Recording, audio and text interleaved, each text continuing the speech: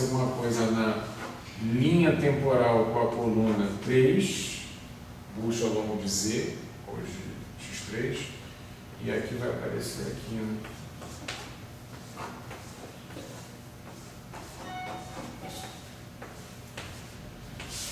não é isso? Tirei para cima. Ok? Então acabou. Agora tem os 6 geradores. Apareceram. Eram 6, então os 6 aí. Ok? Agora uma coisa que a gente pode fazer é fazer a álgebra desses caras. Isso não são rotações, então eu não tenho, em princípio, por que acreditar que vai aparecer Epsilon e JK. Ok? Outras coisas. Mas se você fizer, mais uma vez, fazer um zinho só para ver uma cara curiosa aqui. Ó. Menos abre. Ok? Abre aqui no colchete. Agora vamos fazer ó, N1, N2. Esse menos é o menos I vezes o menos I que sempre aparece. Esse aqui, ó, pega a primeira linha só se tiver alguém na segunda coluna. Não tem ninguém. É zero. Zero, zero, zero, zero. Essa segunda linha só se tiver na primeira coluna. Tem aqui. Menos 1, menos 1, terceiro dando mais 1. Então, 0, 0, 1, 0. Essa linha não pode dar nada, essa linha não pode dar nada.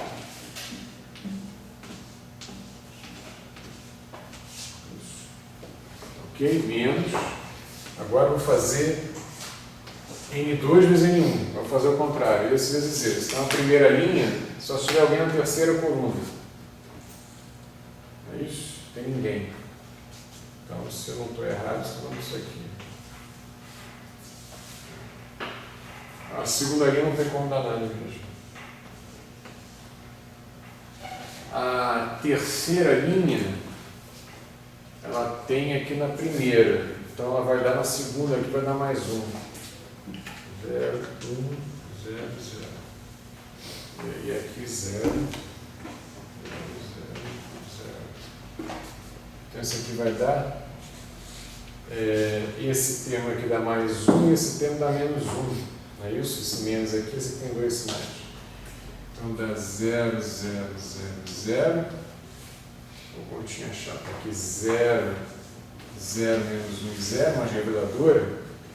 0, 1, 0, 0, 0, 0, 0, 0. Atenção! Essa resposta, ponha você menos I ou mais I na frente, como você quiser, não tem como se enquadrar em nenhum dos buchos. Menos com menos, menos com menos, menos com menos. Essa é menos com mais. Não tem como se enquadrar. Quem tem essa característica são os geradores das rotações. Tá certo? Cata esse cara aí. Quem é? Basicamente é esse aqui, né? É o M3. A menos um sinal. Tá ok? Então isso aqui pode ser escrito como o quê? Se você quiser, como I. Aí eu tenho esse menos I aqui, tá certo? Tem uma estrutura do M3, só que o sinal trocado. Então isso aqui é menos I N3. O anticomutador de N1 com N2 deu menos I N3. Ou seja, se você quiser, deu menos I Epsilon 1, 2, 3 N3. Eu nunca consegui escrever nesses quadros direito. Ok? Certo? Então, olha só, o que está aparecendo, está pintando, mas claro, você precisaria checar para todos os outros, mas o que está pintando é que até aparece a constante de estrutura, mas não aparece essa estrutura. Tá certo?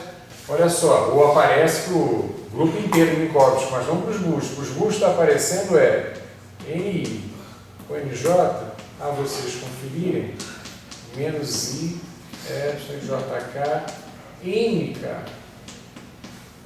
Ou seja, essa álgebra, ela não fecha com esses geradores. Eu preciso dos geradores das rotações para me dizer como é que eu componho meus buchos. É isso que quer dizer, não é isso? Essa regra aqui, basicamente, ela vem para me dizer, olha, se eu compuser 2 elementos aqui, 2 transformações, você precisa dizer como é que esses caras se compõem, porque os geradores são eles. Tá certo? Bom, a regra está aqui. O que eu estou mostrando é que, se for um bucho, eu preciso de uma rotação para saber como é que esses caras se compõem. Então, os buchos não formam um subgrupo. Eles não fecham. Não tem nem fechamento, que é a primeira propriedade que você pede para que forme o subgrupo. Tá certo? Ela já tem essa estrutura aqui. E você pode mostrar que se você fizer N com M, vai cair no N. Tá certo? Então, essa daqui mistura. Se você fizer o comutador de N com M, vai voltar no bush. Tá certo? Mas as rotações, se eu fizer M com M, vai cair só em M. Tá certo? Então, elas fecham. E elas se misturam com o bush dessa maneira. Se eu fizer bush com rotação da bush e bush com bush da rotação. Tá certo? Vai aparecer de novo a preciso de atacar. Estou dizendo isso aqui. Agora eu sei lá qual é o sinal aqui. Mas é só fazer conta. E cá. Ok. Aparece o novo tensor ali totalmente assimétrico. E aqui eu estou misturando bush com rotação. Tá claro? Então, as rotações formam o subgrupo. Fecha uma aula, não é mais de bush. Ok? A gente precisa da rotação para fechar a sua aula. Como são 6 geradores no grupo, não deveria se esperar uma forma fechada para a álgebra que englobasse os 6? Isso acontece. Isso acontece. Do jeito que está aí, parece que tem três regras distintas para... Não, pouco importa. Pouco importa. Eu entendo o que você está dizendo. Mas aqui eu tenho... Esses geradores aqui estão fechando num dos 6. Esses geradores estão fechando num dos 6. Esses daqui estão fechando num dos 6 também. Com os 6 ali está tudo fechando, não tem problema nenhum, não é um grupo.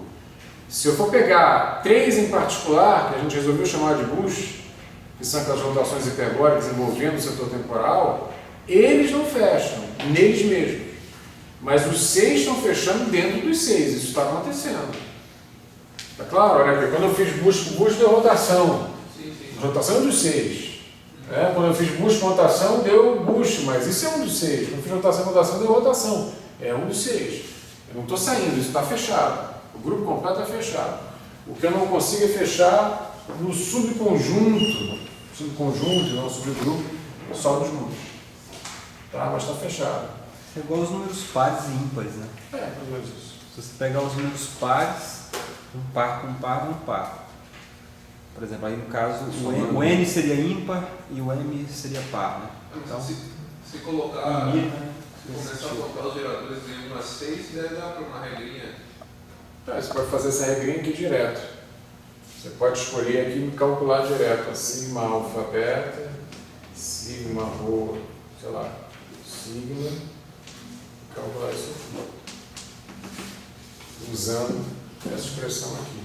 Vai dar delta, eta, delta, dá 4 termos isso aqui. Ok? Com as várias combinações que você pode fazer desse índice aqui. Você pode escrever de forma compacta, uma regra só. Que se reduz a essas várias... Parecem várias regras, mas é uma regra só. Ok? Uau! Como é que você... Se eu fazer uma comparação depois, eu vou responder você, sério. Como é que eu mapeio esse cara nesses signos? Porque aqui eu estou usando uma notação e aqui eu estou usando outra. Qual é a relação do N1, sei lá, com sigma 0, 1, ou sigma 2, 3, ou sigma, enfim. Vou fazer isso agora, deixa eu falar assim. Não, a minha pergunta é assim, como é que intuitivamente você enxerga esse computador dos dois boosts dando uma rotação, né? Quer dizer, o boost você tem um sistema de coordenadas, aí um passa por aquele numa certa direção. Então se você tem 2, é como se tivesse um boost na direção X, aí passa um outro observador na direção Y. E depois uma direção Y, numa direção X, você compara as duas transformações, né? Então, como que você, assim, se é que existe, né, uma forma assim, intuitiva de ler a ação dessas duas transformações de coordenadas no sentido da rotação? Eu confesso a você que eu não consigo enxergar isso, mas eu posso pensar uma coisa primeira, que é a seguinte: bush ao longo de X, bush ao longo de Y. Eu faço primeiro um, depois o outro, depois o outro, depois o 1. Isso dá uma rotação em direção Z. Quer dizer, é uma relação entre você se transladar relativo aqui e se transladar aqui e fazer o contrário.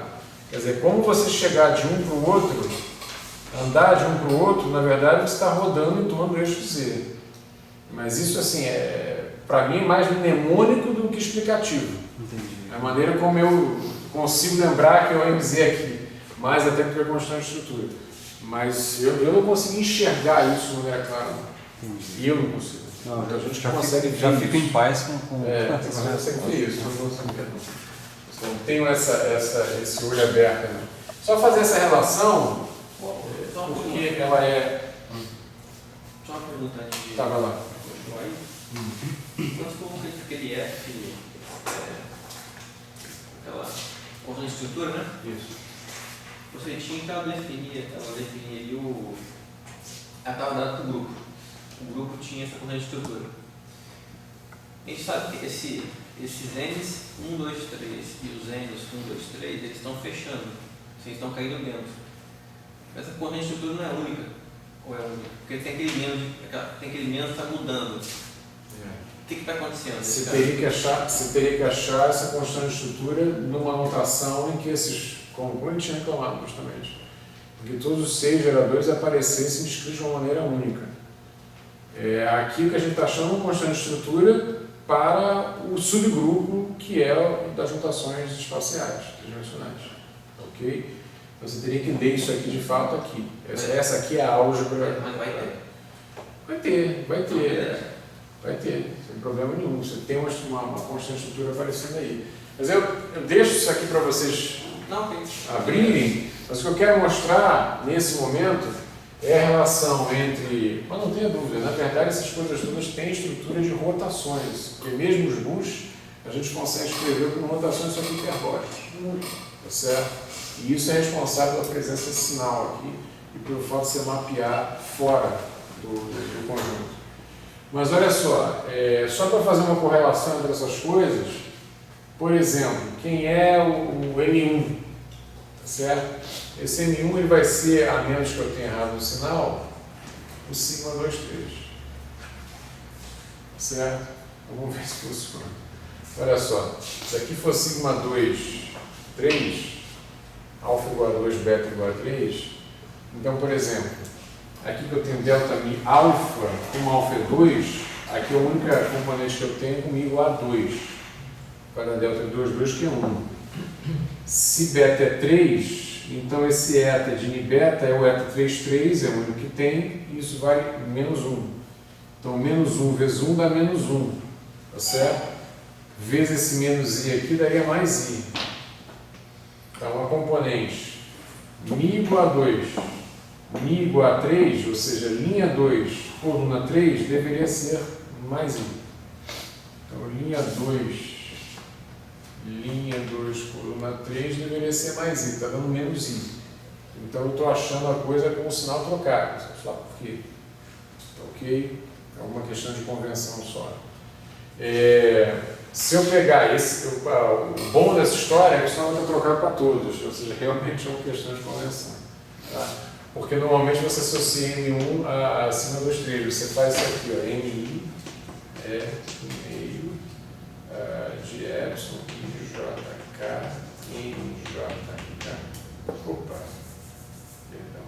Sigma JK. Onde eu estou somando o JK. No meio, porque você vai ter o 2, 3, o 2, 3, o 3, 2, o 3, 2. Isso vai somar e isso meio para normalizar. Ok?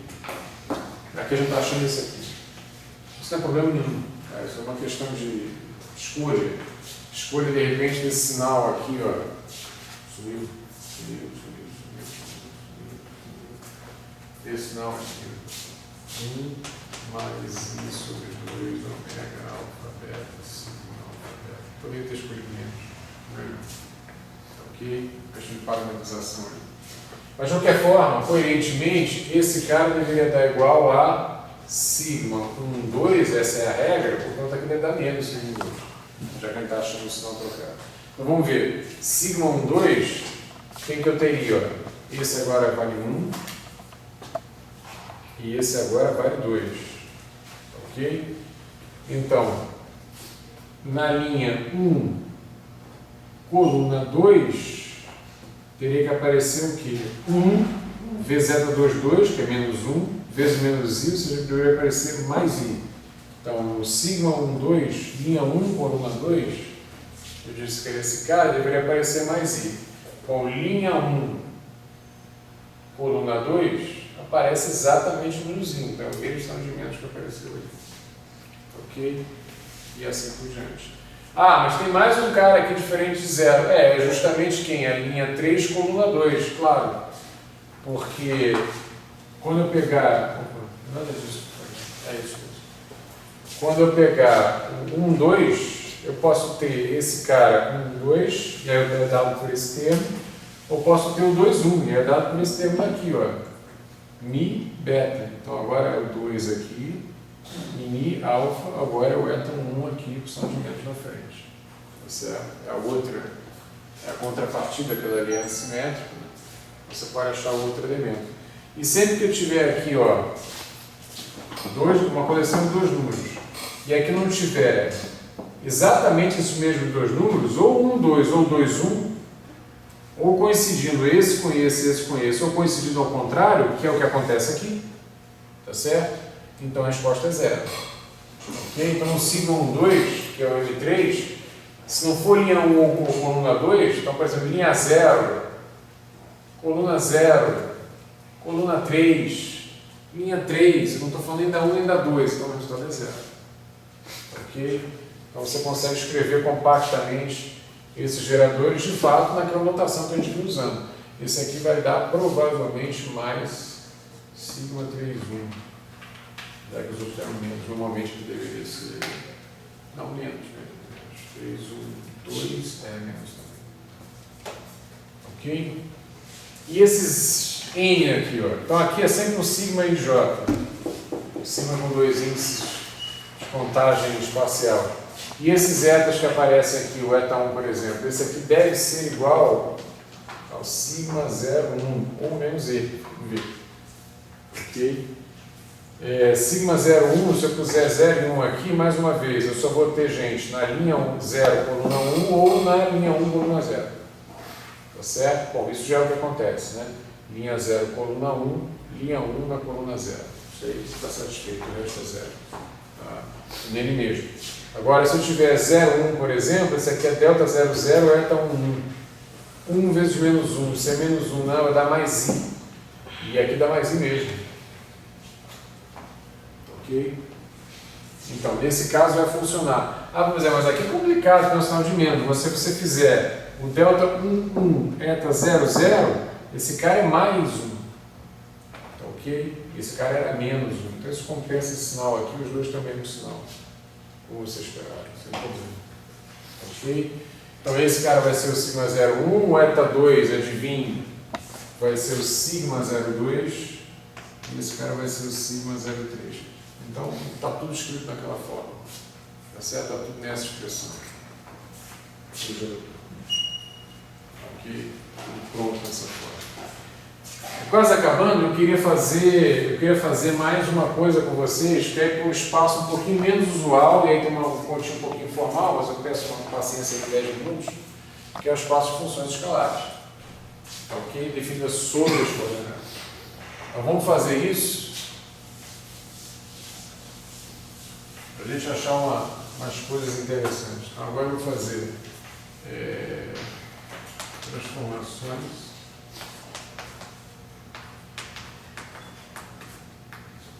Um espaço de funções escalares, e aí eu faço, em particular, a rotação tridimensional. Ok? Bom, são funções escalares, que eu quero dizer que uma função escalar é uma função que, se eu mudar o sistema de coordenadas e mudar a sua forma funcional de forma correspondente, o resultado é ela mesma. É a original. Ok? É a própria.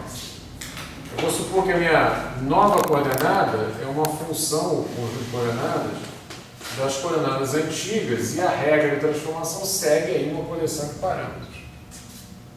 Ok? Pode, por exemplo, ser rotação. Nós vamos particularizar para a rotação. Ok? Então, muito bem. O que eu quero é achar justamente a transformação que age sobre as funções que habitam esse espaço aí das funções escalares, que mexe na forma funcional disso daí. E claro, vou querer escrever isso aqui de alguma maneira que seja infinitesimal, 1 mais i vezes e tal, assim por diante. Que é uma expressão assim, certo? Poder achar os geradores de uma situação um pouco mais geral. Ok? Então, eu vou expandir isso assim, então psi' de x' é o psi' de quem? Desse f, né? O x' é o f, do f de x' aí. Ok? E agora eu vou expandir essa função aqui, tomando esse aí como infinitesimal. Ok? Isso aqui você pode pensar que é a maneira como eu saio de x e vou para x'. Quer dizer, aqui, se você quiser falar de rotações, aqui está acontecendo a rotação. Certo? Por exemplo, se a rotação for em torno do eixo do x1, aqui eu tenho que o f de x1, aqui tem um índice μ também. Né? O princípio tem um índice μ. X'mi é o f μ x'mi. Ok? Então, por exemplo, o f, se eu estou fazendo uma rotação em torno de x1, o f0 seria a transformação da coordenada x0, a identidade, é a própria. O f1 também seria a identidade, porque x' é 1 e x1 são a mesma coisa, eu estou rodando em torno de x1. É isso? O f2 já aí não, o x'2 já não é igual ao x2, não é isso? Aparece cosseno e seno, e depois o x3 cosseno menos seno. E aqui aparece o parâmetro, se eu estou girando em torno do eixo x1, é o ângulo lá de giro em torno do eixo x1. Ok? Então, em princípio, isso aqui é onde está acontecendo a rotação. Só que eu não quero saber disso, eu quero saber do efeito que produz a forma funcional nova. Ok? Uma função definida no espaço de coordenadas, é um campo. Definido no espaço de coordenadas, só que é um campo escalar. Nada a ver com o campo quântico-relativístico. Um campo no sentido de uma função definida sobre o espaço. Ok? Assumindo valores em pontos.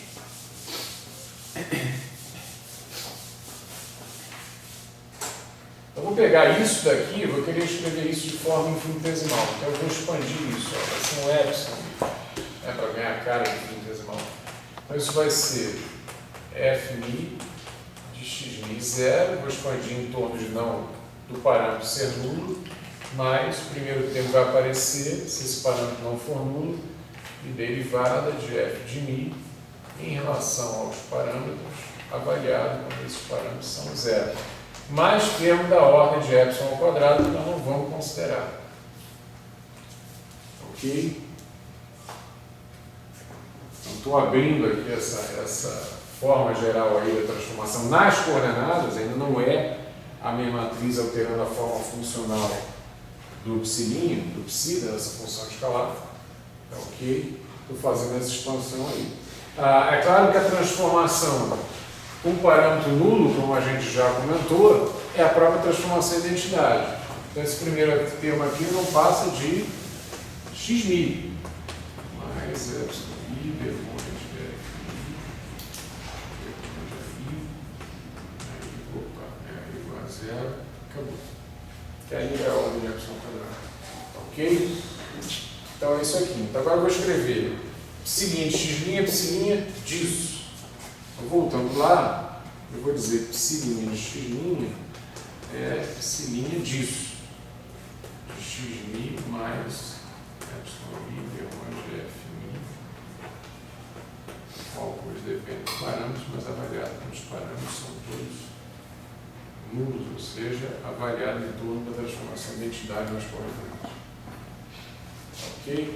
O que eu estou chamando de epsilon, o que eu estou chamando de A, mas pouco importa, porque eu estou avaliando aqui, e isso aqui é uma derivada, portanto eu estou tomando o limite quando ele é pequeno, então não faz diferença. Ok? Agora, isso aqui é escalar, então a condição original é que isso tudo que a gente escreveu aqui tem que ser igual a psi de x. Ok?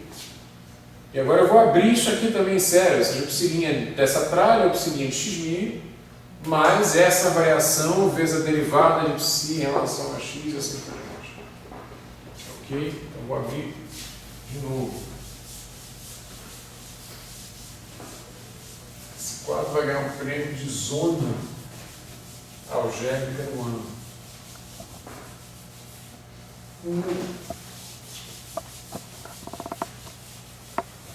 Que é para lembrar do exercício que fazer, deixa aqui o choque da álgebra. Tá ok? Então isso aqui vai dar o quê? Isso aqui vai dar psiminha em x' mais, abrindo ali em série, a diferença ali do x', derronde f'mi, derronde aí, avaliado em aí igual a zero, tá ok? Vezes a derivada de psiminha x em relação a x, né? Em relação a x', tá ok? É isso, né? Psiminha x está aqui, mais esse derivado aqui em relação a x. Isso aqui é o desvio, né? Ok? Essa expansão em série. E mais uma vez, ele tem que ser igual ao psi x. Agora, o que eu escrevi aqui, ó, eu posso reduzir esse psiminha de x nessa derivada frente a esse termo, em geral não, mas aqui sim, frente a esse termo, a derivada do próprio psi. Por quê? Porque isso aqui já é uma variação de psi, mas aqui eu já tenho um infinitésimo, tá certo? No parâmetro. Ou seja, se eu estou fazendo uma variação desse cara, é claro que essa variação vai ser uma função do parâmetro que produziu, né, a troca de coordenadas. Então, se eu deixar o psiminha aqui, esse termo aqui é necessariamente pelo menos de segunda ordem em epsilon. Uma ordem está aqui e a outra está aqui, porque esse cara já é um cara transformado. Para manter na primeira ordem, esse cara é possível. Tá certo? Então, isso aqui já é em primeira ordem. Infinitésimo. Então, isso aqui, para ficar, tem que ficar na ordem zero. Ok? Então, isso daqui é d psi x. Ok? Então, o que eu tenho agora é psiminha de x' é igual, agora lá de lá, psi de x', já estava lá, o psi de x simplesmente, passa esse tralha para lá, menos epsilon i, derronde f'mi, derronde de i, avaliado no parâmetro derivada de psi de x'. Ok? Agora eu posso escrever isso daqui, ó, com uma identidade menos i, derronde f'mi, derronde i, avaliado aí igual a zero, dmi, isso tudo aplicado a psi x. Ali, primeira ordem aqui, em x, a derivada do f'mi. Oi? A derivada do f'mi botou primeira ordem. Isso aqui é a primeira ordem. Está aqui, ó. Primeira ordem do parâmetro. Tá certo? Que levou a mudança de coordenadas. Então, o que eu estou dizendo é que esse termo aqui tem que ser de ordem zero, porque senão esse termo fica de segunda ordem. Como ele tem aqui um psiminha que eu preciso transformar, em tese ele carregaria mais uma ordem no parâmetro. Como ele tem que ser de ordem zero, então esse cara tem que ser o próprio psi. Não o psiminha. Ok? Então eu passei agora para o lado de lá, ficou psi de x, esse termo veio para lá, uma derivada em cima do psi, e agora eu botei o psi aqui, ó. Então tem uma identidade, que é daí próprio, e tem uma ação desse cara aqui com a derivada. Agora tem a cara. Tá? Aí com mais i ou menos i aqui, defina como quiser. Se eu colocar isso aqui como sendo menos i, epsilon i, que i, quiser representar acima, ok? Então esse aqui i seria o gerador das transformações no espaço. Aqui eu estou relacionando, ó, isso aqui, ó, traz para trás. Quem é isso que a gente está escrevendo? Aliás, deveria ser uma igualdade. Né? Quem é isso que a gente está escrevendo desde o começo? É o seguinte, ok? Isso virou a relação que a gente acabou achando, realmente, pode botar aqui no sinal de clique. O que a gente está achando é que o psiminha de x é a matriz A vezes o psi de x. E a matriz A adquiriu essa cara aqui. Tá ok? Comparando ali. Então, esse gerador que apareceu é menos i, dando esse menos 1 aqui, derrange f, vou chamar de ni, derrange parâmetro, avaliado nos parâmetros nulos, vezes derrange ni. Vou fazer um caso só por causa do adiantado da hora, que acho que é o caso que nos é mais caro daqui, deixo para vocês fazerem, por exemplo, quando for uma translação, uma mera translação. Qual vai ser a cara desses geradores aqui? Eu vou fazer o caso que me parece mais interessante para a gente comparar, que é justamente da rotação 3D. A gente faz um caso e os outros vão ficar auto-evidentes.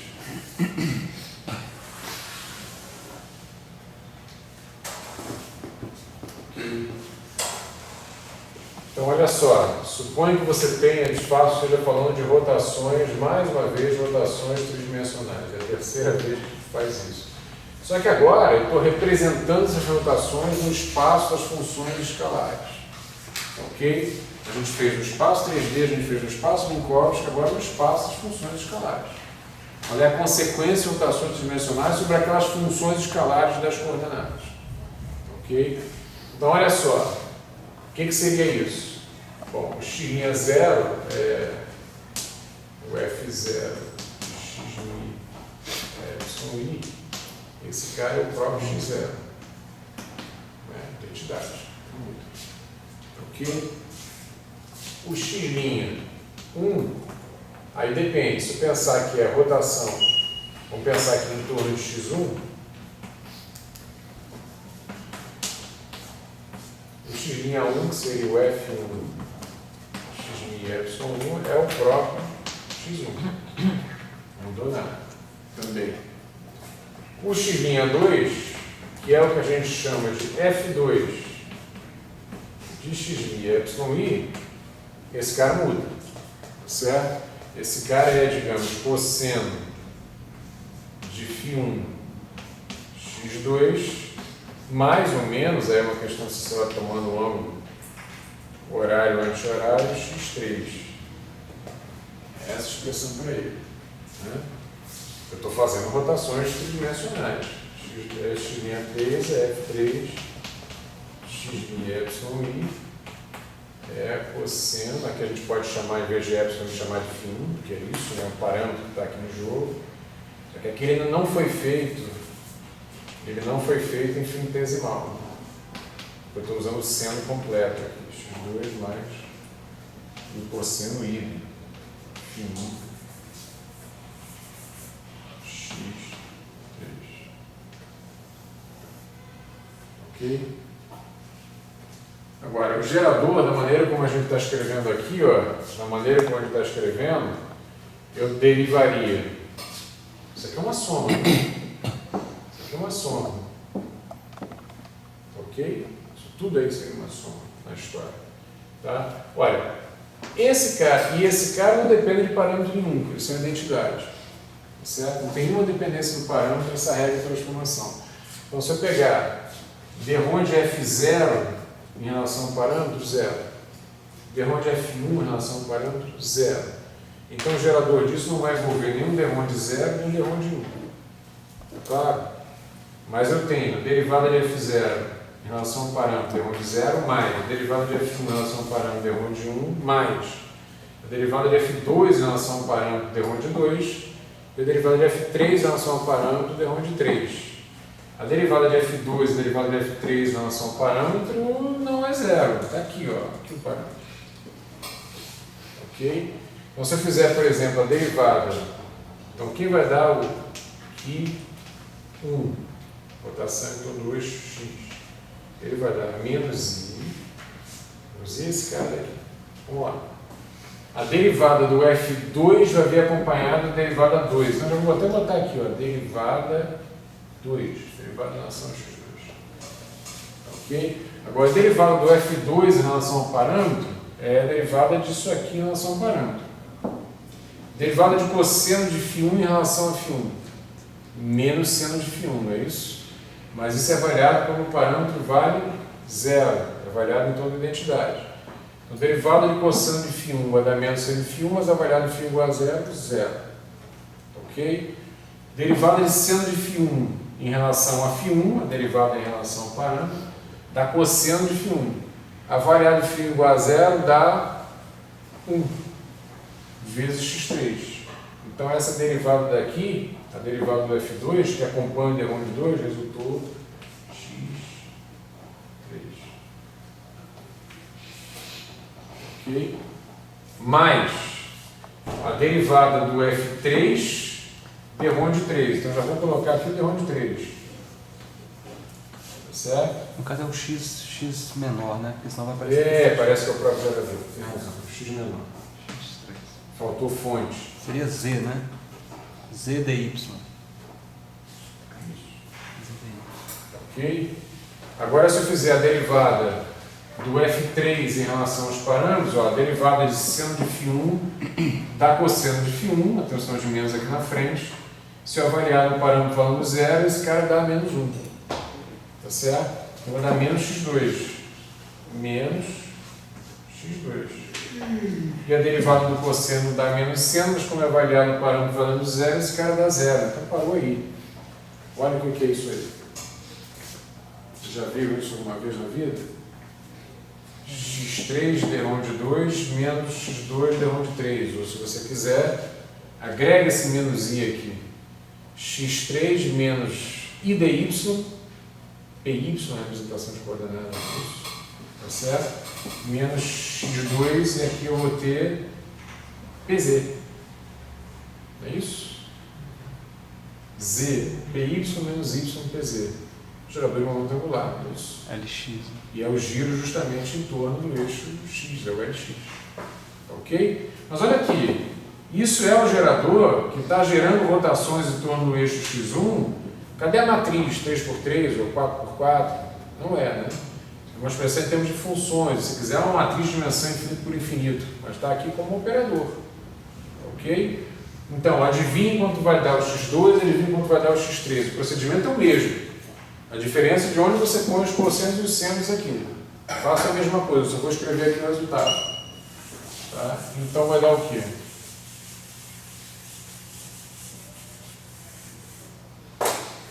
Se eu fizer a mesma coisa, o x2, que 2, né? Não é x, né?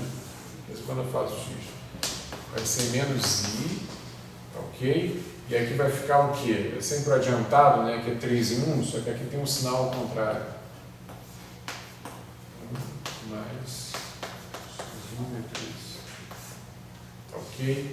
O que 3 vai dar menos i, aí o 2 e 1. x2 é menos. Só fazer as contas. Ok? Isolar os geradores e particularizando esses casos. E agora a missão para vocês é fazer mais uma vez comutadores, né? Q1 com Q2, missão para vocês. E ver quanto é que isso dá. Quer dizer, isso aplicado nisso, lembrando que eu tenho aqui derivados, tá certo? Então, esse cara, por exemplo, atua nesse cara, fazendo o quê? Um termo deriva esse cara daqui, e tem mais um termo que o D3 passa por ele e atua D3 de 1. Ok? Faço essa conta, para ver quanto é que dá. Tá certo? O que vocês vão tipicamente achar é que Q1 com Q2 vai dar epsilon i j k i3. De novo, a mesma estrutura. Tá certo? Então, a ideia, pode ser que tenha um sinal aqui, alguma coisa, porque a gente escreveu, a gente definiu a transformação infinitesimal com menos aqui, pouco importa. A ideia dessa história é que, mais uma vez, essa estrutura aqui que a gente achou, para o grupo de rotações tridimensionais, que a gente chamou de álgebra desse grupo, subgrupo do grupo de Lorentz próprio, que é subgrupo do grupo de Lorentz, tá certo? Essa estrutura, com essa constante estrutura, é independente da representação, ela precede a representação. Então, ao pé de você, realize você os operadores que representam os elementos do grupo sobre o espaço vetorial R3, sobre o espaço vetorial sobre o espaço micórico, ou sobre o espaço das funções escalares, etc., etc., você vai obter a mesma álgebra. Tá certo? A álgebra precede a representação. Ela está lá na estrutura conexa do grupo, nesse caso em particular, conexa do grupo que se eu pegar o subgrupo Proctor que está lá. Tá certo? Ou qualquer outro grupo que eu esteja considerando com essa característica de ser grupo de conexo. Ok? Então, isso aqui precede, isso aqui vale sempre. Isso é importante porque o que quer que seja o espaço de Hilbert que a gente vai começar a construir na próxima aula, onde eu vou querer representar as transformações do grupo de Poincaré, afinal de contas eu quero incorporar a simetria relativística à mecânica quântica, eu quero saber como diabos eu faço uma mudança de referencial sobre o ente quântico, sobre um grau de liberdade microscópica. Como é que eu realizo isso? Eu troquei de observador. Tá, e como é que isso modifica o sabe-se lá o quê? A função de onda, o estado lá, o vetor no espaço de Hilbert. Tá certo? Como é que eu faço isso? A única coisa que eu posso dizer é o seguinte, eu vou tentar fazer isso, estrebuchar para fazer isso, me debater para fazer isso, mas a maneira de ter segurança que aquilo que eu construí representa o grupo de Lorentz, ou representa o grupo de Poincaré mais expressamente, é provar no final das contas que o operador que eu estiver construindo lá no setor infinitesimal, ou seja, aquilo que faz o papel do gerador, fecha a álgebra do grupo de Lorentz ou do grupo de Poincaré. Porque essa álgebra não depende de representação. Então, onde quer que você esteja querendo montar uma representação para esse grupo, tá certo? Você tem que fechar a mesma álgebra se você efetivamente está fazendo a transformação que você quer fazer. Ok? Dá para cheirar isso aqui, né? Pelo menos cheirar. Se você faz Q1 com Q2, por exemplo, esse cara daqui, ó, atuando aqui, D2, aqui não faz nada, aqui não faz nada. Então esse D2 aqui, ele sai, sempre vou fazer D2, D1 e D2, D3, com esses caras aqui na frente. Esse cara daqui já faz, ó, aqui ele não faz nada, aparece só um D3, 2, mas aqui ele faz, ele tem um termo D3, D1, quando ele passa, mas ele deixa sangrar um termo, ó, quando esse D3 atua em cima desse X3, que é X2, D1. Ok? Então, sobrou um termo do tipo X2, D1. A atuação desse cara sobre esse cara daqui. O resto é passar a derivada e aparecer isso aqui. Quando você fizer o contrário, por exemplo, X3D1 passa batido aqui por esse e por esse. A derivada em relação a 1 vai formar D1, D2 e D1, D3. Isso vai acabar cancelando. D1, D2 vai cancelar com esse, e o D1, D3 vai cancelar com esse, porque as derivadas eu posso trocar lá. Fazendo um menos o outro, esse é um comutador. Ok? Já esse termo aqui, X1, D3, ele passa batido aqui, vai formar um D3 quadrado, X D3 quadrado, D3 duas vezes, tá certo? Ele vai cancelar, porque está na ordem passada. Quando ele atuar sobre esse cara, um dos termos passa pelo X2 e forma um D3, D2, que vai matar esse. Mas tem também um termo que o D3 atua sobre esse X3 aqui, dando 1, sobrando, portanto, X1, D2, com o sinal trocado. Isso aqui, ó, claramente, isso aqui está associado ao D3. Fácil fazer essa conta, tá? Fácil para conferir, você vai fechar a mesma álgebra de rotação. Então, a mensagem é essa, tá certo? A mensagem é aqui.